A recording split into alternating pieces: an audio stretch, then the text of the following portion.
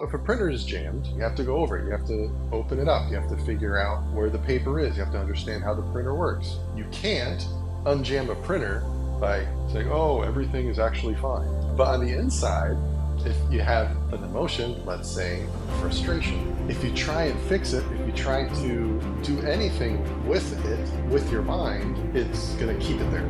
It's not going to resolve it. It's only when you open up and let go of all that frustration can actually leave.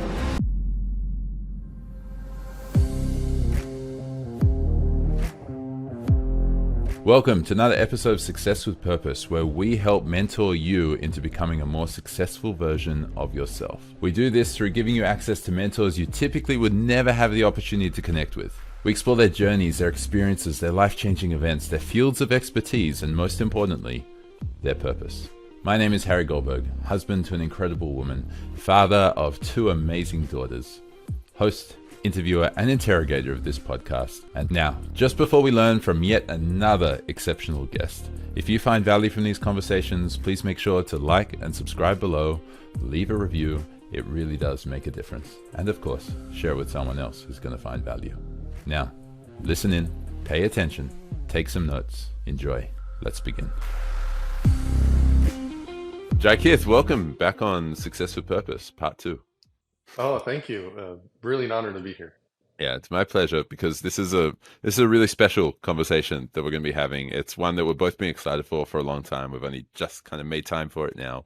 And what we're going to be focusing on here is what is meditation and how we can learn.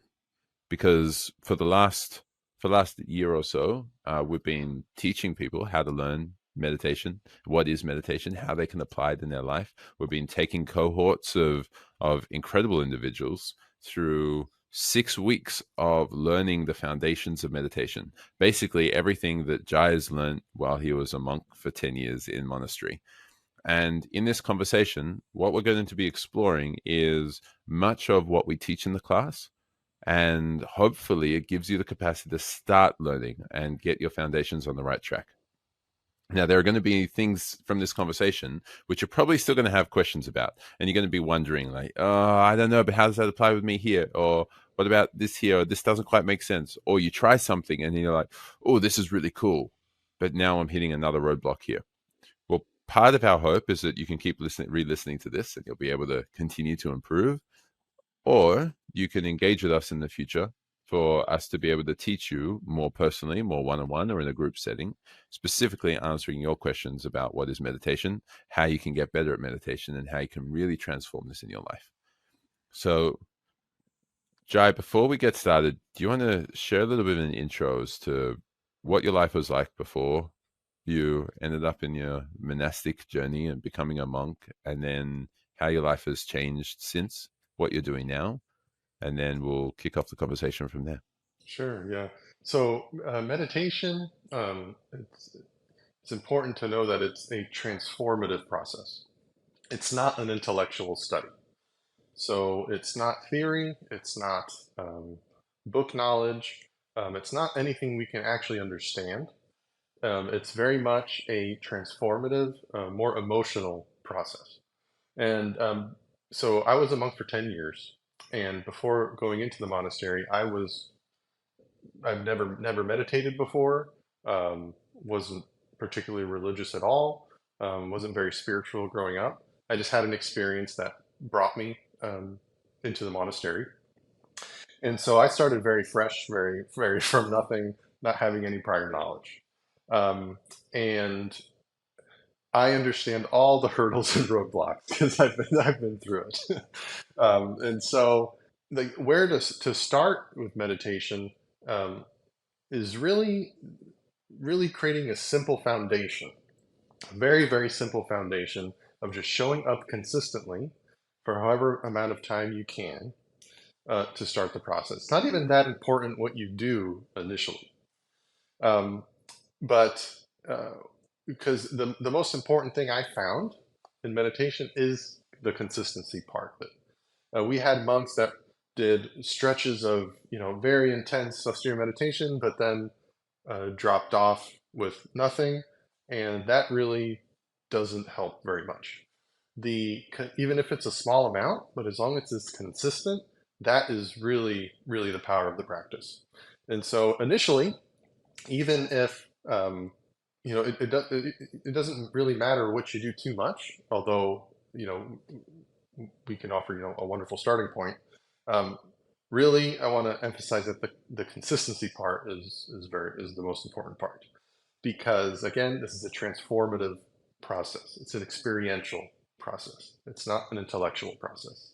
And so you need to have the experience. And in order to have that, you can't think it. You actually have to have it. And that means showing up. Right. And so in your journey, just for in case people haven't listened to the previous episode, um, back in episode 3 of this podcast, for in terms of your journey, what was your life like before that moment, that transformative experience which you had, which led you towards meditation? Can you share that briefly? Oh, yes. Yes. Huge shift. Huge shift. I mean, I was, again, not religious, not spiritual. I thought that sort of thing was a relic of the past.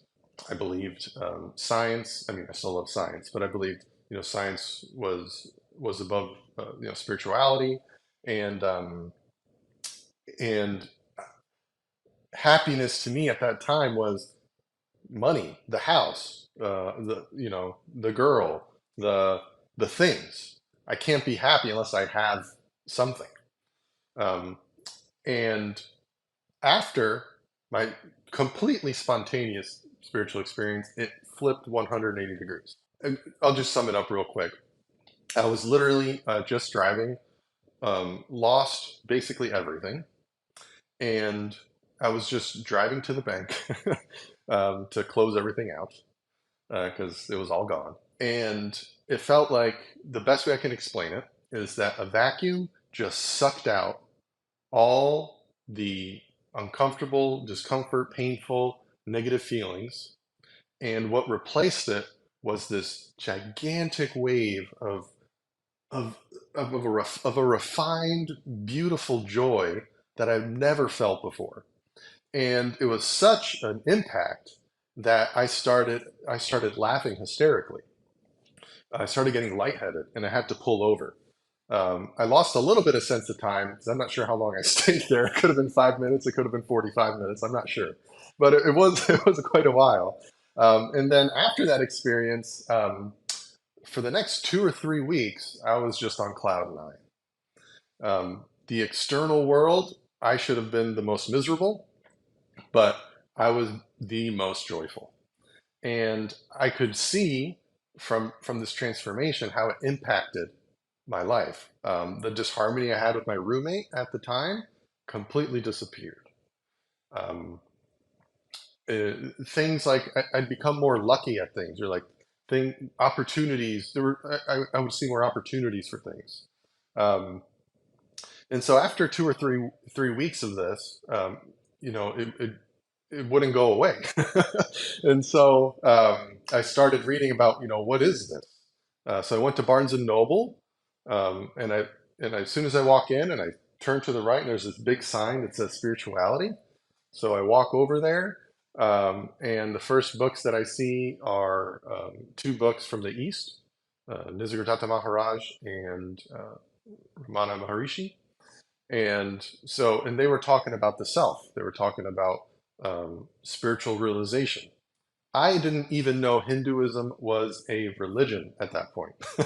I didn't even know it existed. Um, and so I read those books and I was like, wow, they're actually talking about what I experienced. This is phenomenal. And then I knew at that point I wanted to study this as sort of my life study.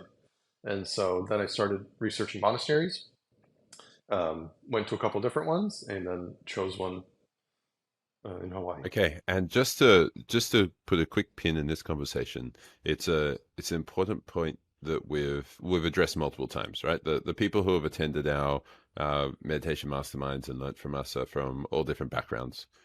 We've had people who are Christian, we've had people who are Jewish, we've had people who are very atheist or agnostic. We've had people who follow Eastern religions as well. The what we're actually teaching in meditation isn't directly Hinduism, ultimately. It's quite separate to the spirituality realm of it. It's just Hinduism just seemed to be the way that you managed to find this technique that we've been teaching, right? Yes, no, that's correct. In fact, I identify more as spiritual but not religious Yeah, at the moment. right. The monastery I went into what ended up being Hinduism, but I certainly wasn't attached or anything to that. What made me go into that monastery was one, the location. It was in this beautiful island of Hawaii. It just looked heavenly. Um, Probably one of the most beautiful places on the planet that I've seen. And two, just the vibration of the place. It was just amazing seeing the monks there and everything. It just sucked me right into it. Another monastery that I saw, it was the Zen Buddhist monastery. Loved it as well. It was in upstate New York, um, but it just didn't have that calling for me. And so I just jumped 2 feet into the Hindu monastery Okay. in Hawaii. And so then you spent 10 years of a monk as a monk, and we'll explore what you actually learned during that while we basically teach the meditation in this conversation. But you're no longer a monk. You left the monastery and you re-entered the world. Correct. What's your experience of life been like since you've been back in the real world? Well, it wasn't too much of a distinction for me. Um, but basically, you take 2 year vows at a time. And then after a decade, you get offered lifetime vows. And I decided not to take lifetime vows. So, it was um, several fold here. One, I wanted to get married and start a family. And then two, I really wanted to prove to myself, okay, these realizations that I got in the monastery, you're in kind of a different world there. You're facing a completely different planet. And I said, well, how does this translate into actually, in real life and creating wealth and, being out in action and everything in the world? And so I started with absolutely nothing. It was right during the pandemic, March 2020.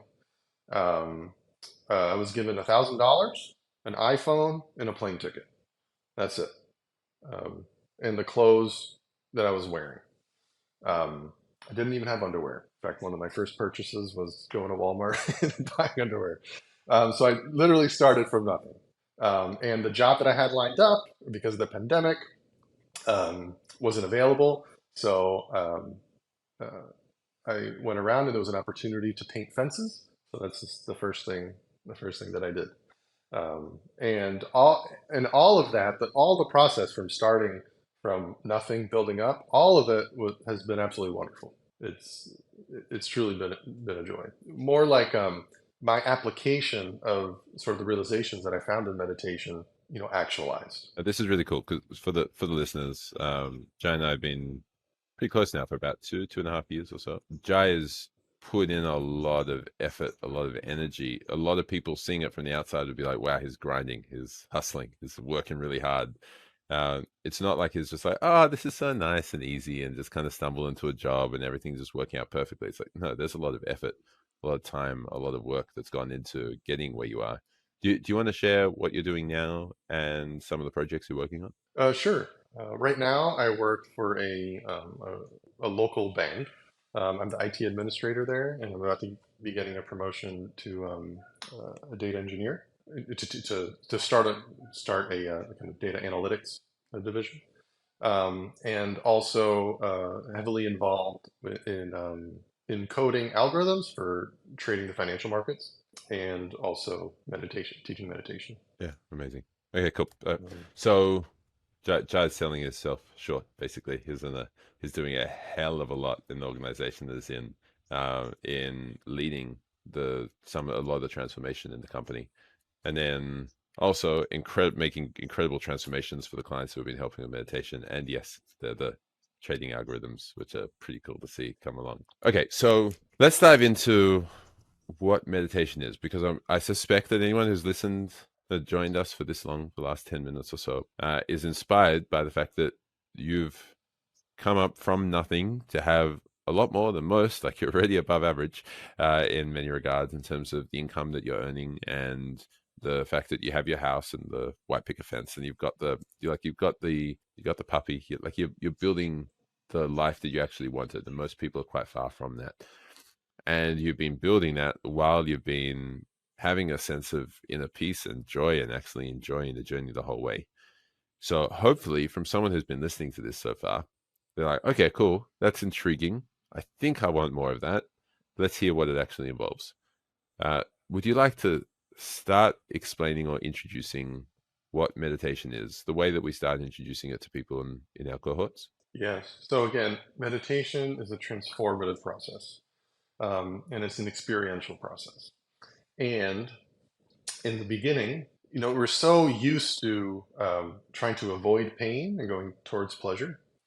And in meditation, we start shifting to welcoming pain. Now, that may sound strange. Why would you want to welcome pain? But, you'll find that when inside emotionally, when we have pain or any sort of suffering, um, if we want to try and fix it, if we want to try to push it away, if we want to try to avoid it, pretend it's not there, say it's bad, all of that fuels it even more. And so in meditation, you're actually going to be welcoming in all of your pain. And when you do that fully, that's when it transforms. Right. And how long do you need to commit? We've been talking about consistency and making sure that we're making the most of what we're doing. What does it look like to be consistent with meditation, and how long until we start getting the results? Yeah. So in the monastery, we did an hour and a half a day. Don't worry, you don't have to do that much. I recommend 30 minutes, but you can literally start with 60 seconds.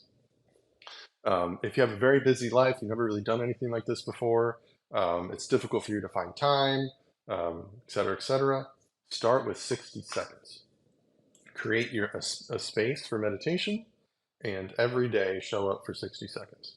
And you'll find that maybe you want to stay for 3 minutes, and then just make it go a little bit longer until it's the 30 minutes. Now, to see results, that varies.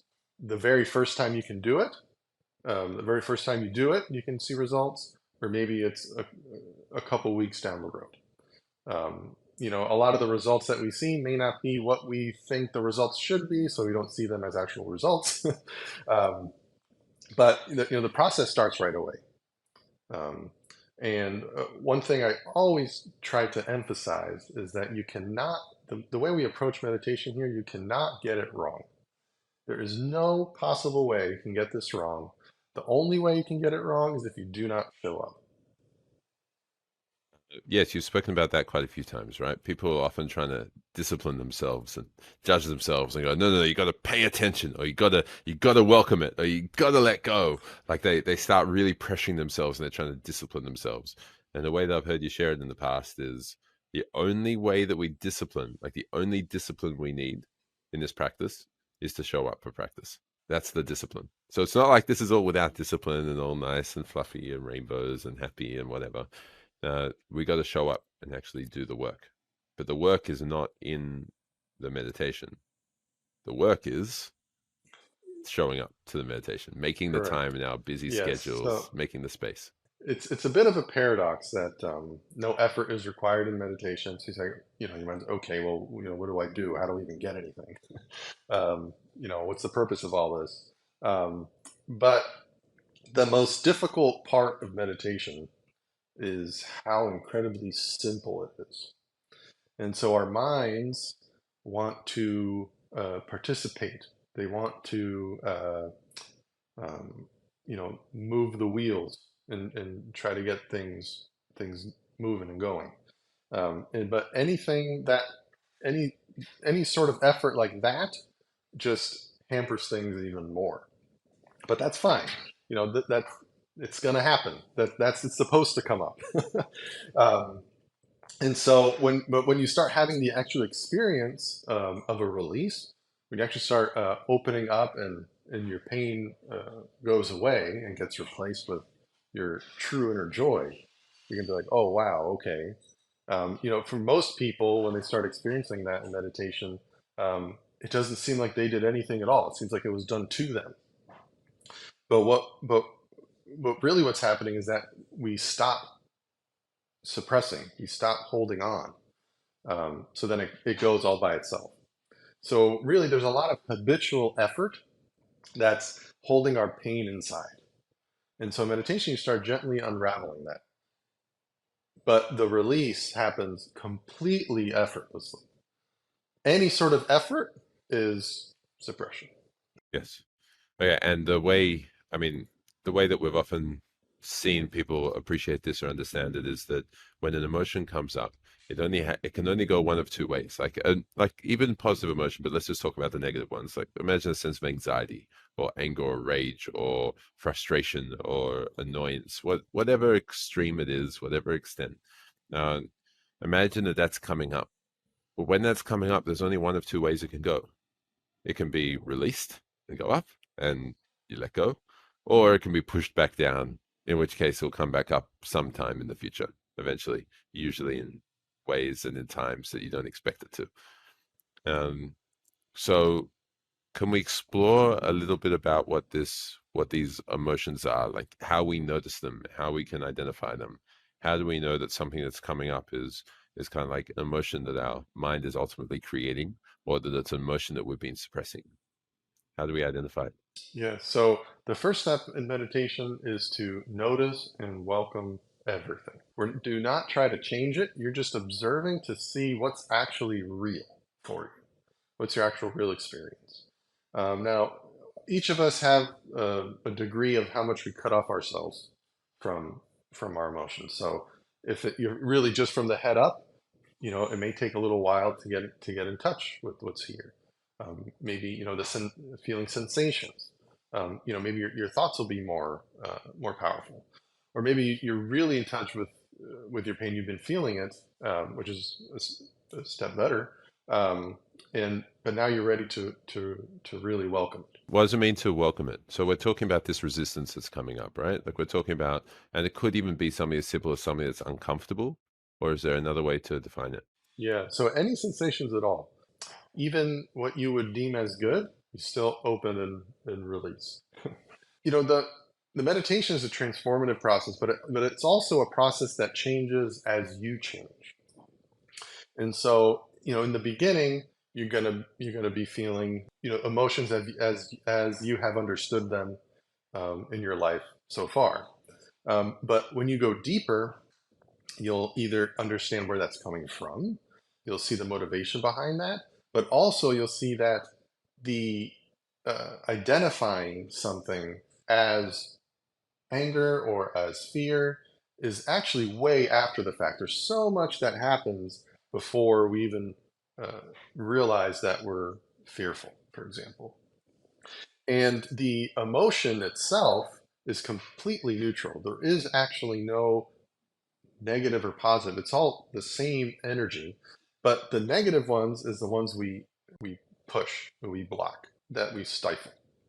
And so when we open up in meditation, we allow everything to flow. Our bad emotions start feeling good. There was someone yesterday. So every 2 weeks we do sort of a meditation inspiration 30-minute session for all the attendees of the meditation mastermind to help, if they have questions, obstacles, to help keep consistency. And someone yesterday said, I'm starting to enjoy my uncomfortable feelings. And I love that because that's really starting to open the door to, to the welcoming process. And so we want to welcome absolutely everything. We do not want to censor. We're so used to censoring. We're so used to not wanting to deal with it because we don't know how to deal with it. We think we actually have to do something with it. But in reality, we do not. The answer is not in the details of figuring it out. The answer is in an experiential meditative process of releasing. Yes. Okay. And so let's explore this. So what's the first step for someone to meditate? How do we first teach it? So someone saying, okay, great. What's meditation? How can I learn? What's the first thing that they can do in order to learn it? So luckily, you don't have to do anything to learn it. You don't need to prepare at all. But the first step I say is create a meditation space in your home. Doesn't have to be a whole room, but for a sort of formal setting to where this is where I'm going to be meditating. A meditation space is actually pretty important, especially for when we first start. Um, it's something I don't really hear too much about, but was definitely emphasized at the monastery.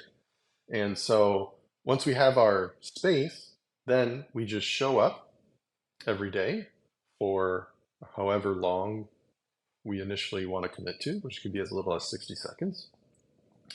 Um, and we simply observe what's here. Wait, before we dive into That's observing, can we explore a little bit more about what the meditation space is and what it's not? sure. So a meditation space is just a space that's meant to support you in your meditation process. So it should be uplifting. It should, you can put there whatever you'd like. I personally like eucalyptus, so I'll have eucalyptus candles, had a meditative statue, and a few other things. Very minimalistic, some cool lights. It doesn't matter what's there, but as long as it's a positive place for you. So when you think of it, when you go to it, it's uplifting. Now, this is going to help out establishing your consistency, but also when you first start welcoming in uh, pains that you have been suppressing, um, bringing them into a space that's positive and uplifting for you makes it that much more supportive and helpful in your meditation process. Yeah, okay. And so everything which you just shared there is really valuable. You've got to have the space that makes you feel calm, that makes you feel at ease, and that helps you with really being able to and eventually welcome the negative emotions, but also help you keep more consistent. Now, there are a couple of things which are really important as well to note. The one is, as Jai was saying, you don't need that much space. He's got half of his office is used for meditation. Uh, I back where I was at home, when I had my home before I was in Singapore. I had half of my office was as well. I had a couch there, which I did a lot of coaching for clients. But when I made it my space, I had my pillows set up and everything was just right for my meditation space. You literally only need like 1 square meter ultimately. And we've had some clients who have literally just decide the only place that they can have with no distractions is their office when they're working from home and that type of thing. And so what they'll do is they'll have their desk where they're looking at their computer, and they'll simply turn their chair around and they're facing a blank wall or a nice picture or some scenery or whatever it is, or a painting that they like. And they literally just turn their chair around, and that's a new space for them. They're not looking at their computer, all the sounds are off, they're not getting those annoying Slack notifications all the freaking time, and no one's able to call them on Zoom. Like there are no distractions. The kids aren't running in, there's no one shouting around you. You're literally just in your own meditation space. And as you progress in meditation, like say 6 months in or a year in, you won't need this space anymore as much. It's still beautiful. It's still lovely to have, and it's still amazing to have. It still deepens your experience. But it's not that you don't get fooled by thinking that meditation needs to be in this space only. Your meditation is what happens within you and your experience. So, Jai, let's talk about that experience. You started mentioning that we begin to observe. We sit there, we do nothing, and we just observe, almost like we're watching a movie. Can you describe that experience as best as you're able to? Just literally the noticing phase. Yes. Yeah. So a big part of where we get stuck is that we identify with what we experience on the inside. So whether it's a stream of thinking, whether it's an emotion, whether it's a pain, something that happened to you in the past, we identify with it so much that we cling to it. And so when we notice it, when we're welcoming it, what's starting to happen is that a separation starts to occur between you and what you're aware of. So it's a natural disidentification because the contents of what arises was never you. That happened after you, and so it's sort of an art. It's an artificial identity. And so when we observe, what starts happening naturally is that you start getting a sense of you and this thing that you're observing. And when it becomes an object of attention and not you, then we can take the next steps much better in the welcoming part and the releasing. I still remember Eckhart Tolle's enlightenment story. For those who haven't heard of him, he wrote Power of Now. He's been a pretty formative teacher in terms of what meditation is, or getting people into a greater sense of awareness or mindfulness. And for him, he was really depressed. He had everything that he wanted. He was doing really well and working really hard in his job and everything. But he was really depressed, and he found himself in his apartment one day, just thinking, "I can't live with myself." And then he found so much joy from that, because he went, hang on a second, I can't live with myself for these two different things, for these two different things which I'm looking at. And that's exactly what you're referring to now, right? You start to observe, and you start, like, you don't need to get to depressed, suicidal in order to notice this. You don't need to lose all of your money and feel like your life's ending in order to get to this. You can simply sit down and observe. Go, right, I'm observing something, and the fact that I can see it means it is separate to me. Correct. Yeah. And what from then? Like, what are the things that we're observing? Anything and everything that arises, no censoring. So it can be arguments with people that you had in the past, traumas you've had in the past. It can be what you're going to be making for dinner. It can be, oh no, is my career choice the right one? Was I mean to that person? Uh, you name it. Absolutely everything that arises, we observe. And what starts happening also when you observe is you start seeing everything from a little bit higher altitude. So you'll see, oh, my mind's constantly worrying about um, getting other people's approval here, here, here, and here.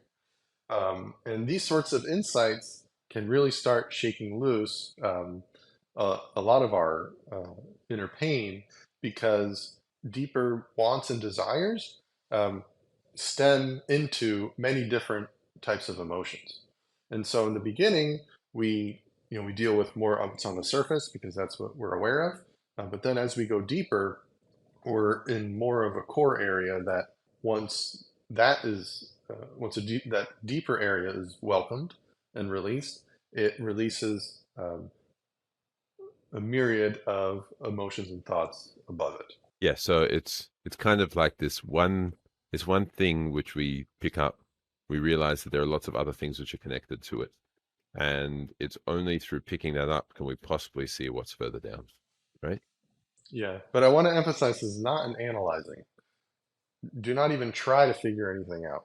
This is something that will just, it's like, oh, there's a black laptop in front of me. It's that simple. It's just an observing of what's real. No need to analyze. In fact, analyzing will hinder the process. But so these realizations come naturally. Right. So that analyzing, right? That's one of the things which we're keeping in check through this meditation practice, through being more mindful, through being more present. We start to notice when we start to have all these thoughts and analyzing, right? There's a black laptop in front of me. It should be blue. It should be silver. It shouldn't be black. Black is boring. Everything in my life is black. Why am I wearing a black t-shirt? This is terrible. Right? All these types of things which start to come up. If you're listening to this and you're starting to try meditation and you've heard this and you're like, okay, great. I just got to sit down and do nothing. And then you start noticing your mind is not doing nothing. It's very, very active. That's entirely normal. And when Jai was just referring to there's no censoring, don't cut anything out. Well, this is what we're talking about. Observe that as well. So you notice that you got a black laptop, and then you notice some thoughts about the black laptop. And then you start to notice that there are some weird emotions which are coming up because you're starting to use language like should or should not, or can't, or terrible, or bad, or negative, or whatever's coming up. And just notice it. Just simply notice that you have that reaction to noticing a black laptop, or you have that reaction to noticing that your stomach is rumbling, like because you're hungry. as opposed to then going, okay, well, my stomach is hungry. Like obviously my stomach's making this weird sensation. Obviously I'm hungry. I need to go downstairs and eat some food after this meditation, of course. And when I go down and I eat my food, I'm going to open the fridge. I'm going to decide what I'm going to eat. Is it going to be anything that I want to eat? Now, actually, there's nothing there, which is that good. Well, why is there nothing there? It's because I didn't buy anything, and that's because I'm useless and terrible and pathetic.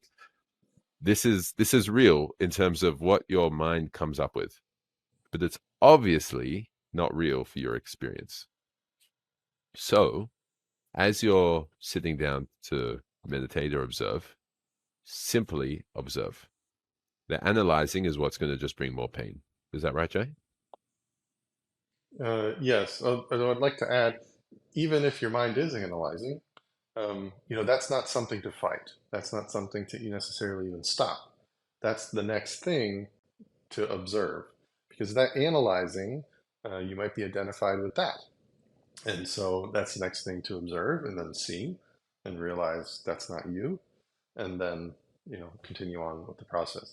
So like judgments are going to come up. You're going to judge the process. You're going to judge, am I doing this right? You're going to say, oh, I should have done better. Am I even feeling the right things? What am I even feeling? They're going to come up. But don't try to manage them. Don't try to control them. They're just the next thing to observe. In fact, um, we can sit down for 3 hours watching a movie and we're focused on it. But why is it so difficult to sit down and watch our inner movie for 5 minutes? you know? And so it's very similar. There's absolutely nothing that we want to stop, uh, fight, change, because the process happens naturally. And so when that does happen, that's just the next thing as your object of attention. Right. Like if you're watching a movie and there's some form of dramatic irony and you know something that the character doesn't, and you're shouting at the movie going, "Come on, quick! There's the guy right behind you! Come on, quick, turn around!" No matter how much you shout at it, no matter how much you analyze, no matter how much you understand it, while you're watching the movie, it's not going to come any faster. It's not going to realize that the guy's behind him any faster. You just simply watch it and notice what comes up. It's not going to change anything. It might be scary at times, especially if you have anxieties or trauma that are showing up, but just simply be patient with it and know that you're not causing any harm because you're just simply watching a movie. Yeah, and our minds are hilarious. It is one of the greatest comedies of all time. Mm. And when you start having that relationship with with what arises or how you react to everything, there's such a softness there. You're not going to take things as harsh. Problems will become serious, and even bring that out to the whole meditative process too accelerates. Okay, what's next? Now, self-inquiry is simply just asking ourselves questions. And that process may seem quite interactive, but it's actually something that happens all by itself as well. And so, even during the self-inquiry process, where we ask ourselves questions, we're observing the whole process. So, we ask ourselves a question, we observe what the answer is, because the answer that we're going to be giving is the one that's honest and that is actually arising. And then we say what the answer is. And so even that, it's the answers are yes or no, and it's very natural in the beginning to say, "Oh, I must say yes. I have to get to a yes. A no is bad." But that's not true. In fact, we had one participant who, even though we emphasized that, he thought that the goal is to get a release and to get a yes, and that's what we have to do. But that process is more the the mind's holding on and hampering down. And so the goal, yes, is a release. But that happens with a yes, that happens with a no, that happens with no answer at all, even. And the releases aren't something that's efforted towards. It's something that happens by itself when we stop efforting at the whole thing. And the stop efforting thing is a sort of doing, but it's not a doing in the traditional sense that we understand it to be. And it's definitely not, the mind will not say, yes, I have conquered and I have produced this release, because there is no sense that it does it. It happens to the mind more so as the experience. But the self-inquiry is very powerful. That's really where things start getting supercharged, because we're able to become aware of and bring up much deeper areas, much core areas of where all of our emotional pain is coming from. Okay, so we've spoken about noticing and self inquiry. Where does welcoming come in? Like the welcoming stage, is that part of self inquiry or is that just beforehand? So the welcoming comes before the self-inquiry. So it's really an extension of the observing. And so when we're able to observe what's actually within us, or our actual real experiences, we can start welcoming it in. We can start really bringing it up. We can start bringing it into the light of our attention. Once we do that, releases can happen spontaneously like that as well. But once we're able to welcome it in, then it's sort of supercharged with self-inquiry, Right. Okay. and that's the whole meditative process. And throughout the whole process, there is no fighting. There is no efforting. There is no have tos. There's no shoulds. It's a natural process that happens to you, but you observe the whole thing. You're more hands off. That's why the discipline isn't showing up. And then when you actually do it, which is very, very simple, it happens all by itself. Now, one of the big things that comes up too is, okay, I have too many thoughts, I can't meditate, or my mind is so busy, I can't meditate. That, I mean, I laugh inside when I hear that, because like that means you can meditate, because you just observe the thinking. Because we come up with the notion that, oh, our minds need to be quiet, or I have to be calm for it to be a good meditation. Or, oftentimes meditation will not be calm. They'll be very intense if something, if you dislodge something and an emotion comes up. Our minds do not need to be quiet. In fact, if we don't have quiet minds, then it's a perfect recipe for meditation, because what we do is we observe it and we welcome it. We actually have something to work with. Now, a quiet mind will happen, but that happens as a byproduct. It's not something you directly attack. Um, I mean, it's a little silly when you really think about it. I'm going to try to quiet my mind with my mind that produces thinking. It doesn't work. And so the whole process, I mean, it's something that needs to be repeated, because in the external world, to get something done, to resolve something, you need to put effort. You need to fix it. You need to figure it out. But the total opposite is true in meditation for problems on the inside. Okay. And so when we're saying it's the total opposite, you often share this analogy of the printer being jammed. Can you share that one? Sure, yeah. So if a printer is jammed, what do you have to do? You have to go over it. You have to open it up. You have to figure out where the paper is. You have to understand how the printer works. You have to pull the paper out. You have to touch a bunch of buttons, and then it's resolved. It starts working. You can't unjam a printer by saying, "Oh, everything is actually fine." That doesn't work that way. But on the inside, if you have an emotion, let's say a frustration, if you try and fix it, if you try to make it better, if you try to uh, do anything with it, with your mind, um, it's going to keep it there. It's not going to resolve it. It's only when you open up and let go of all that frustration can actually leave. Now, again, our minds need to experience this. That's why no matter what I say, I can't transfer that knowledge, because it's something you have to experience. Um, I use the bike analogy a lot too.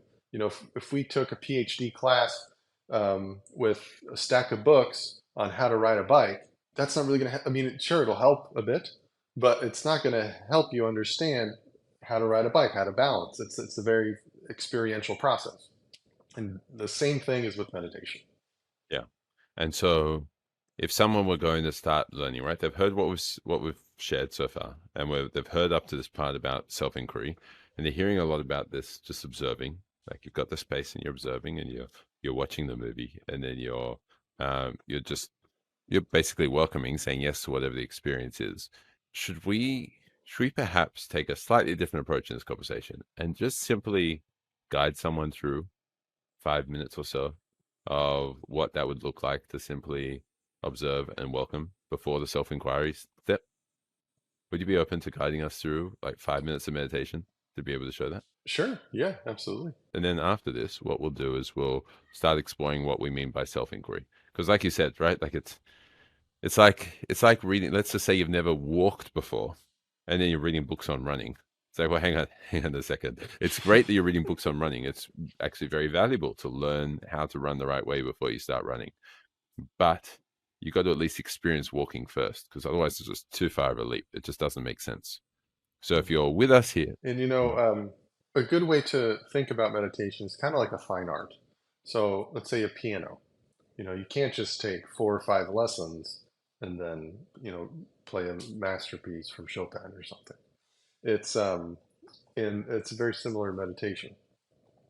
So in the monastery, it would take us 6 months just to prepare to be able to meditate. And in our mastermind, we go through the whole thing in 6 weeks.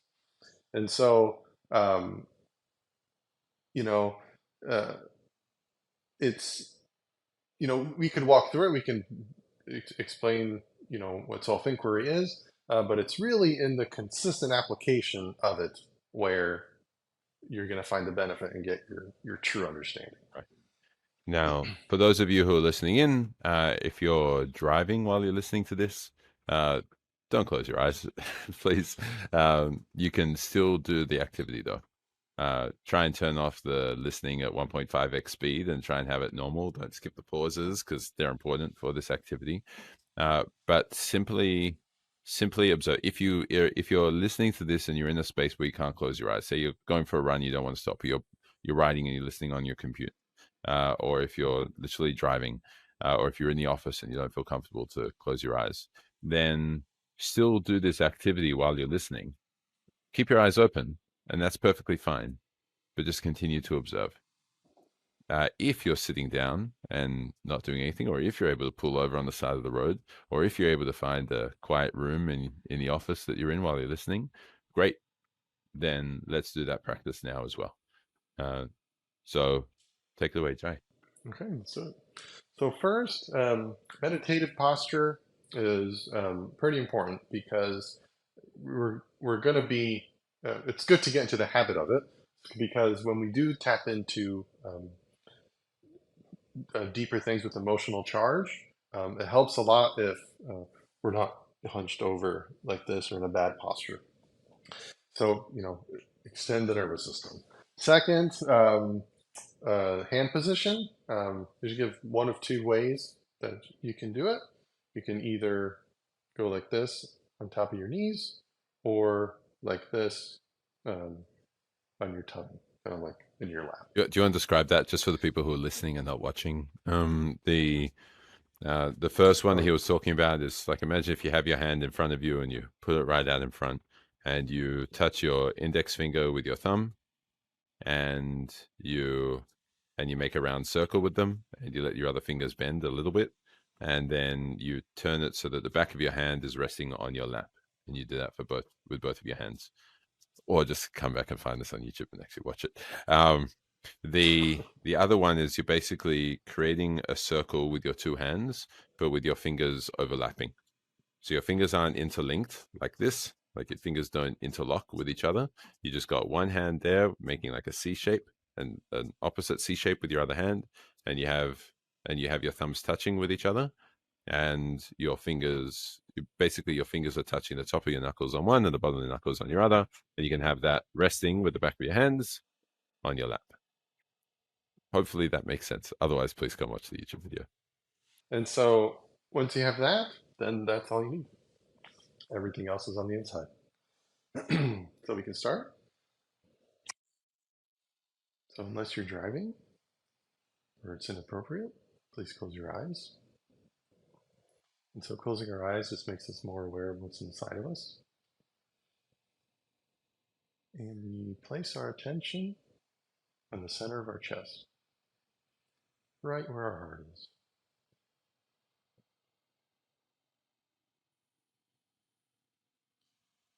We just take a couple breaths and just simply notice what's there.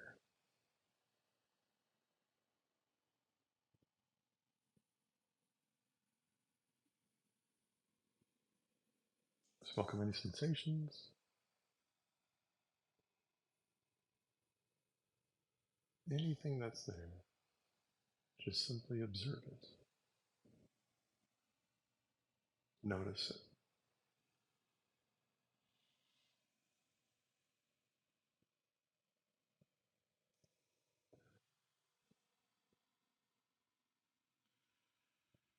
Now think of the biggest problem that you have currently.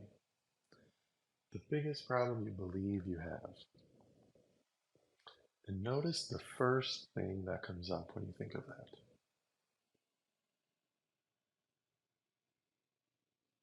Whether it's a picture, an emotion, a thought,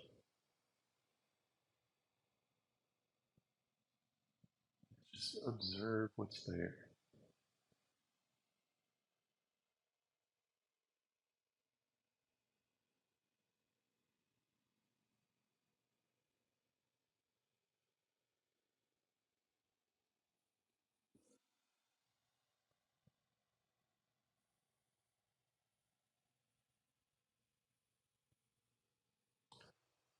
As best you can, just welcome everything that arises.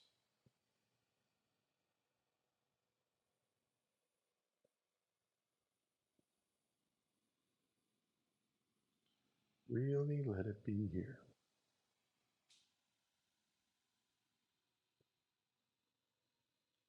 We're not censoring anything. We're not judging anything as good or bad. We're just letting what is be. We're allowing it its freedom. Its freedom of movement. All you're doing is simply observing.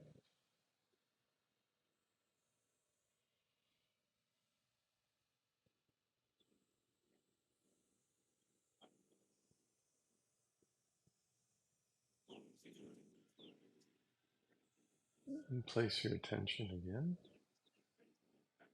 in the center of your chest, right where your heart is. Just simply notice what it feels like right now.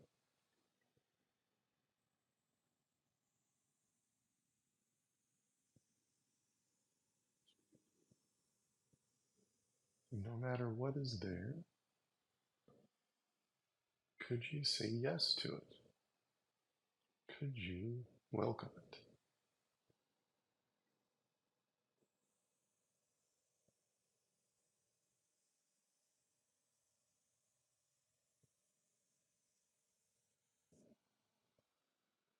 And now think of that same problem or any other problem you believe you have,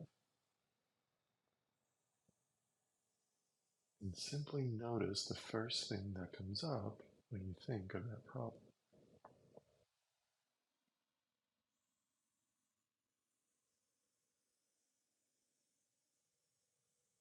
Just really allow whatever arises to simply be here.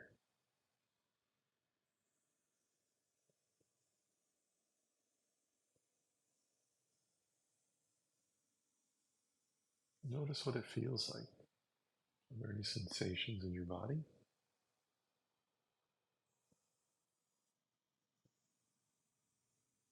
Are there any pictures, sounds, whatever phenomenon? Simply notice it.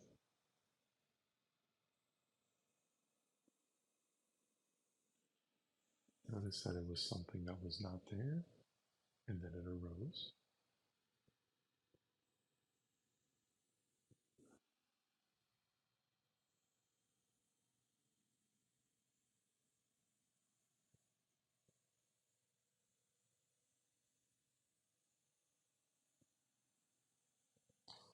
And as best you are able,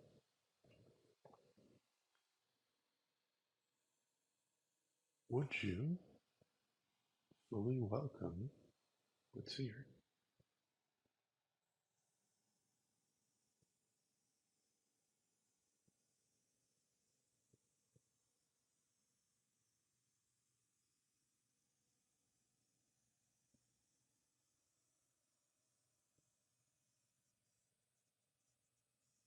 Mm-hmm.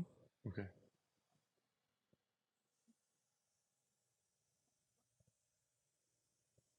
And place your attention again on your heart. Just take a deep breath. Notice what's here. Notice any movements. And slowly open your eyes.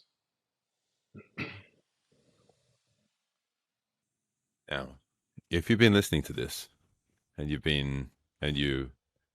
came along the journey and you really practiced, um, or if you come back to it later on, what most people share, especially when it's one of their first meditations that they do, what people often share is that they feel a lot calmer, they feel a lot clearer, they feel more focused, they feel more energized, they feel happier about themselves, and all of those really negative thoughts which were coming up in the past kind of are just they have a little bit less weight, and you just feel as if in your life you're more at ease. Now that's beautiful, but that doesn't last. Unfortunately, that's the that's the that's the bummer. That's the downside. That experience which you just had, if you had positive experiences off the back of it, if you had a positive experience, which by the way you can't expect to have all the time. If you keep practicing it every day for a week or 2 weeks, you'll start to feel a lot calmer afterwards. But you can't expect that either. You just simply need to trust the process. You simply need to trust us when we're saying that this will be exceptionally beneficial for you if you keep practicing. But limiting the practice to just that, literally just welcoming or asking yourself if you could welcome, will only last you for a bit of time after the meditation. And that's about it. Meditation that we teach goes a lot deeper because we don't want you to just learn meditation so that you can, when you get flustered or you get emotionally flooded or you get overwhelmed or you get stressed out or angry, that let's just say you're in a work setting and you're meeting with a client or with a colleague or a peer or someone or a boss, and then you're just like, whoa, I'm too many emotions right now, I'm gonna run away. And then you run away and I'll come back in 10 minutes. You sit down, you meditate for 10 minutes, okay, I'm feeling better now, and then you go back into the meeting room. Life just doesn't work that way. Unfortunately, in our society, there are some circumstances where you can have that, but most of the time, with our peers and our colleagues and our spouses and our children, it just doesn't work that way. We've got to remain present. And so, what we teach is the ability to learn how to do this, how to build up this skill, right? You're working a muscle, how to build up this skill to be able to apply this in all areas of your life. Remember, what you just heard now are just baby steps. And you'll find incredible gifts from it and beauty, kind of similar to walking through nature without listening to a podcast or headphones, unless it's this one with a guided meditation. You know what I mean? So how can we start to explore this further? So if Jai, that's what we're focusing on noticing and welcoming and simply allowing ourselves to welcome. Mm-hmm. The next stage, we're talking more about deeper self-inquiry. What does that look like?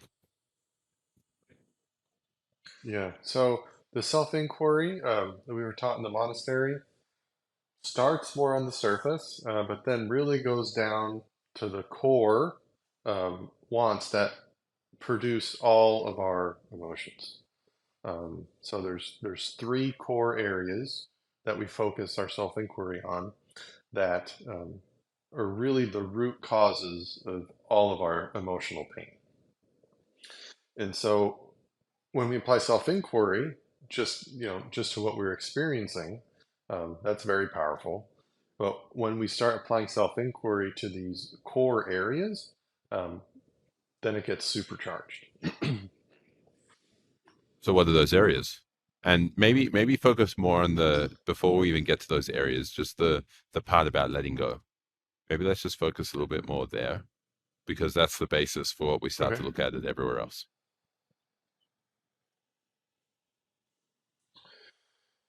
So with the self-inquiry, it's really guiding us towards letting go, guiding us towards having a release.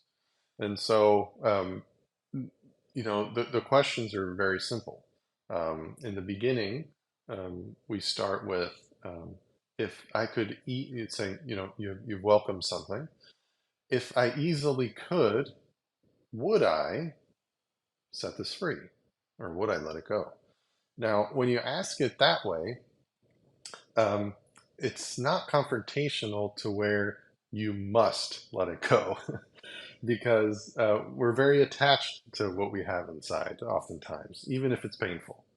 And so when we ask it in kind of a hypothetical way, saying, if this easily could be done, would it be something that you would want to do? Would it be something that you would do? Um, and again, a yes or a no is completely the correct answer, as long as it's true and honest to what you're observing inside. And so let's say there's something painful that comes up. Um, and you ask, if you easily could, would you? Maybe it's no, I don't want to. Maybe because um, you feel like someone needs to pay for what has happened or whatever it is. But when we say no, um, and we observe and realize that, um, just in that honesty, it creates the openness for a release to happen. So again, yes or no is totally perfect. It just it's gonna be whatever is honest to you. And so again, the process is not an efforting. So we ask ourselves a question, but again, it's very much in the observing. So the initial steps of the observing and welcoming is, again, self-inquiry is an extension of that. Because if you get to self-inquiry before you're able to observe and welcome, it doesn't really work because you're just gonna kind of be fighting and going against it. And so again, the release is what we're going for, but it's just a byproduct of the meditation, and it happens all by itself. As long as you just show up and you stick with the process consistently. Okay. So this letting it go, you've often used the analogy of holding a hot coal. Can you share that analogy as well? Yeah, no, that's a good. I like that one because let's say you're holding onto a hot coal. You're like, this is painful. It's not going to help at all to try to identify what kind of wood it is or where it came from or why was it even picked up in the first place. The only thing that's going to help is let it go. And our minds don't like that often because they want to have answers. It wants to figure it out. But in the beginning, you can feel a little bit like a jip, like uh, you've you've resolved something. It's like I've resolved such a big problem so easily. Like it seems almost like a jip to the mind. Um, but you'll start to notice that that's the answer for resolving pain, emotional pain on the inside. And so, an interesting thing too is we can't imagine what a release will be like because everything, all the thoughts that we have access to and the things we can imagine are dependent upon sort of the emotional state we're in. And so we can't imagine ourselves beyond the emotional state that we are at. And so it's that's why I keep on coming back. It's experiential. You have to do it. Anything I say is not really going to help because you can't imagine what it would be like without it. Because at the moment, your imagination is in a box of what you have access to based on um, the emotions that you're feeling.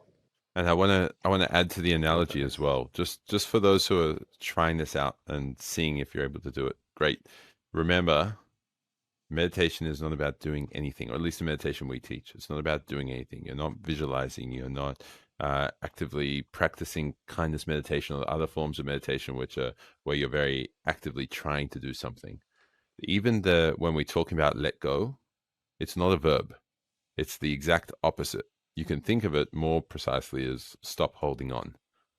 So when you've got that hot coal in your hand and you're like, oh my god, that's so hot, I have to let go of it. Well, having to let go is kind of like if you were to try to let go of it, you'd probably be like throwing it to the other side of the room or something. It's not letting, like, we're not doing anything. We're literally recognizing that we're holding on to it. And we choose to stop. We choose to do less. We choose to stop holding on to this hot coal. And that's when where our fingers loosen their grip and it drops. And so we're not trying to pry it out of our hands. We're not trying to like chisel it away so it's not in our hands anymore. We're not trying to throw it to the other side of the room or get it somewhere else or douse it with water. We're literally just stopping holding on. That's it. Which is why Jai asks this in such a hypothetical way. He says, if you easily could, would you? There are two hypotheticals in that. If you easily could, would you let it go? It's not saying let it go now. It's saying if you easily could, would you stop holding on to this? Now, this is super powerful, and to a lot of you who are listening, if you're still in your baby steps of meditation, it's going to feel a bit strange. To those who have practiced for a little while, you're going to probably pick up on this a little bit quicker and resonate with it a bit stronger. But Jai, what are the areas that we then focus on to let go? Why do we then focus on specific areas as opposed to just sticking with what's the pain? Can you let it go? What do we do from here and why? So the three areas that we focus on are really at the root of what's causing all of our emotional pain. And the three general areas are wanting to be loved, wanting to get love because we feel unloved. The other is wanting to control because we feel that we don't have control over our life, so we impose it. And the other is safety because we feel threatened, we feel unsafe. And so those three areas, there's more detail in that that we go into, but generally, those are the three general areas that our emotions stem from.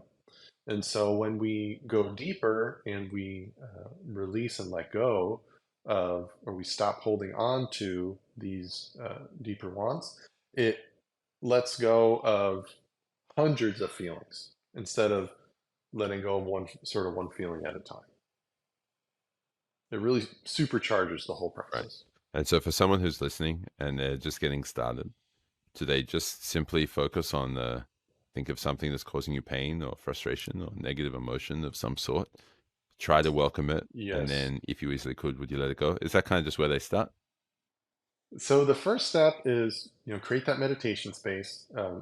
This impresses upon you also that this is something you're embarking on. Two is, commit to consistency for at least 2 years, minimum 2 years. In fact, when we start our meditation mastermind classes, it lasts 6 weeks, but I put a reminder in my calendar to follow up with everyone in 2 years because that's really um, the time frame.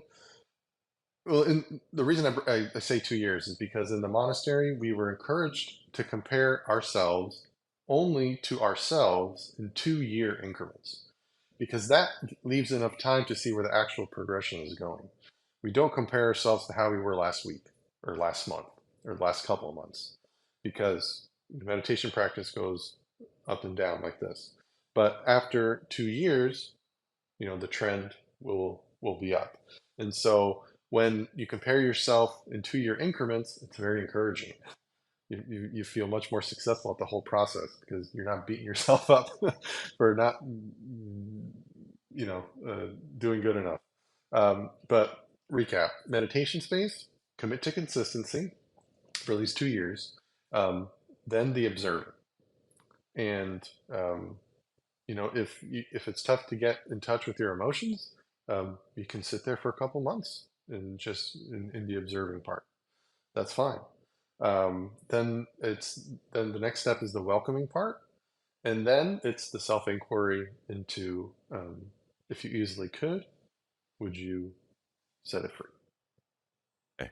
And then for those of you who are curious what we end up discussing, obviously the rest of the mastermind is then talking about love and control and safety or security or death. Which are some deep topics. But the majority of the conversations with the mastermind alumni, so people who have learned meditation from us one on one or in a group setting, they all have access to a group setting with the fortnightly sessions. And the majority of what those conversations are is not what you think. It's not about diving deeper into the control and love and security and these things which sounds like from what we've described as if that's where all the gold is.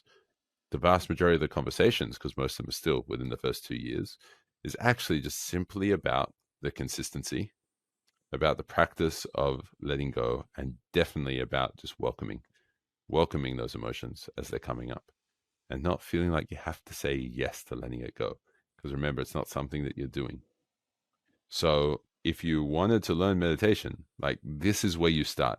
You don't have to engage with us for any services. We want you to basically become a better, kinder, more gentle and loving and calm and focused and productive and efficient, successful version of yourself. And if all you need is just hearing us share this conversation about create your space, be consistent, welcome, observe, basically watch the movie, and then ask yourself if you're able to stop holding on to something. And then if that's all that you need to really transform your life, wonderful, take that away. Share it with everyone that you know. Don't keep it a secret, but awesome. But if you wanted to dive deeper, then reach out to us. We're happy to help. We're happy to help continue to explore this with you. But at the end of the day, we just want to make sure that you can experience this because when I'd been practicing meditation for about 4.5 years before meeting Jai, and before Jai had shared with me the meditation that he's learnt while he was a monk. And he'd shared that with me, and it was game changing. He's not out there trying to sell it. We're just, it's only that's my doing, I think. We're just trying to make sure that people in the world have access to this type of knowledge and this type of wisdom. So hopefully you can already do all of this and we never have to hear from you again. Wonderful. And hopefully you also feel confident that you're able to reach out to us if you have any questions, if you wanted to explore more about this meditation and more about what it actually means. So, Jai, do you have any parting wisdom or thoughts or insights that could be really valuable for the people who are listening to kind of just help them along this path and make sure they get as much value as possible from this conversation? Yeah. So you're not going to know what, how beautiful it is or the benefits of meditation. And you can't imagine that. It is so, but what I can basically guarantee is that it's way better than anything you can imagine right now. It truly is. I mean, the benefits immensely outweigh anything you have to do with meditation. Um, And again, I always come back to it because it's really where it's at. The being consistent at it is the real power behind all of it. Even if all you did was sit down and observe, if you did that for 2 years, it would be a transformative 2 years. But we take it much further. Also, our minds get louder, and it's easier for us to believe and get caught up uh, in traps and things that don't matter, even if we have an intellectual understanding of it. So we could completely intellectually understand, okay, you know, the mind does this, I have to observe, I have to do that. But when it actually happens, all that goes out the window. It's that's why we have the every 2 week alumni session, just because our minds need constant reminders, oftentimes, about how simple the process actually is. Because our minds it'll seem like a storm. This reminds me of a story of there's a monk who needed to seek a master, and he goes into the master's cave, and he says, anything that happens here is complete illusion, and do not try to stop any of it. And then he walks away into the other room. And he goes, okay, he's sitting there. And then his friend um, walks in, and he's like, oh, and then um, someone attacks his friend, and all these crazy things are happening in front of him. But he has to remember what the master told him to not get involved in any of it because it's all illusion. And so if he doesn't get involved, then the master sees him. If he does get involved, then he gets lost, and then he doesn't get to see the master. And our minds bring up storms like that in meditation as well. We'll start believing these things that are absolutely ridiculous if we actually just take a step back and just look at what's going on. And so having it, because when I was in the monastery, if I was completely alone, I would have had a much more difficult time than if I wasn't part of a group. And that's what we're trying to do a bit with this alumni every 2 weeks, is to sort of create that group environment for that support and that consistency and that reminders to not get too off track, because you can easily get off track for months and not realize it. Yeah, what you just shared reminds me of something that quite a few meditation teachers have shared with me. You've shared this with me in the past. Rajan Shankara, who was on another episode of the podcast, he was a monk at the same monastery that you were. He was there for 12 years.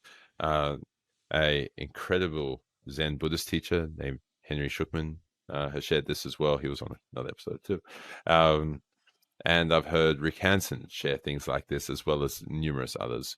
It's this idea, and it reminded me, ultimately, what reminded me of this was just yesterday, I was at the zoo with my daughter, and we were there and we were looking at this really awesome bird. Like, I hadn't seen an animal that keeps so still, other than like insects and the like, or like lizards and whatever.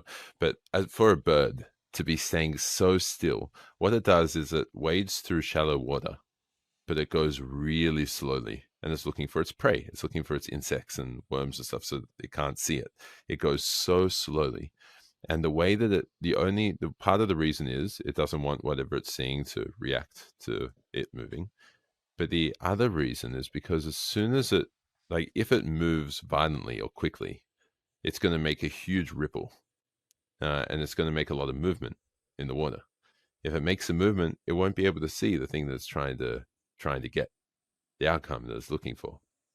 And what the lesson behind this is that if you want to see things clearer, stop doing things, because the things that you're doing to try and see it clearer are actually murking the water. It's like trying to see what's inside the water, and you kind of just keep moving your hand around, and you just kind of try to see it. And then all you're making are ripples, and it just distorts it all. And instead, learn to just be a little bit more still, a little bit calmer, a little bit more focused, and just observe. And then when you're just observing, the ripples start to stop. The water becomes smooth. And then we start to see that what we're looking at is actually only just a reflection of what's in the water. And so we think that we're looking at the water, and there's so much more to see beneath it and above it.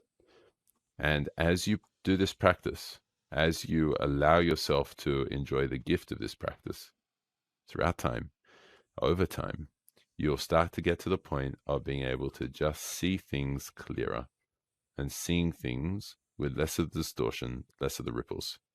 And you'll start to find that in everyday life, almost no matter what's happening, you'll start to find happiness.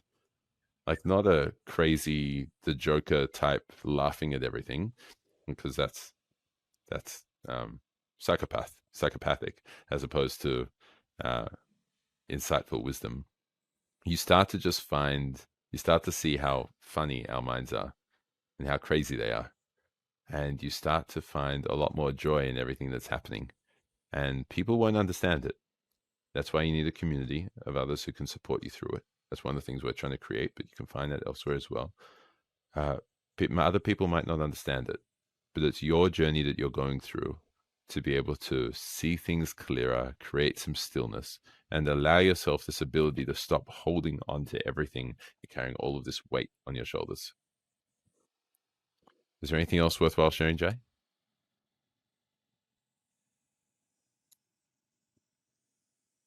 It's a wonderful journey to embark on, and it is unimaginable depths of joy are there waiting for you.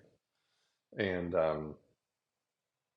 if you could see what was just on the other side of this thin veil, you'd go in and meditate for 3 hours a day, because the essence of everything we're looking for is achievable through a meditative process. Thank you for sharing your wisdom with our listeners today. Appreciate it, Jai. So I hope you received a whole lot of value from engaging in that conversation. What were the key takeaways for you? What can you schedule in your life right now to make sure that the time you just invested into listening to this exceptional conversation with this amazing mentor and this amazing individual is time that wasn't misused, but was time that you've allocated properly to enhancing your life and improving it? Whatever it is, schedule it now, practice it now. Be the successful person you're meant to be. Live with purpose.